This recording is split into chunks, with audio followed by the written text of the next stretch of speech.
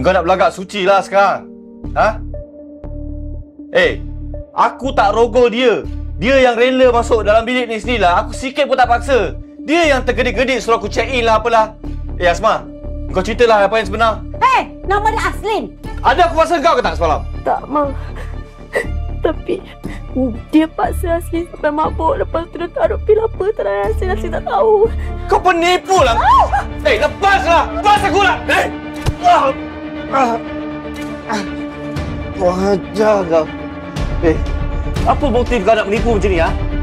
Kau cerita yang sebenar. Kalau tak, kau menyesal nanti. Kau tak menyesal. Kau tahu tak ni budak ni? Ha? Budak bawah umur. Ni.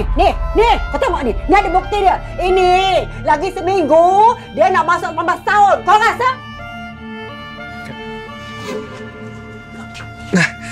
Cek baju dengan seluar.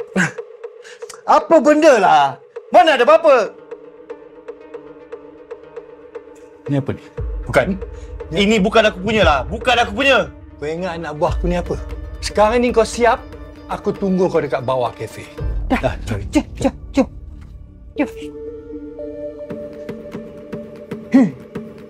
Tu sayang, jom.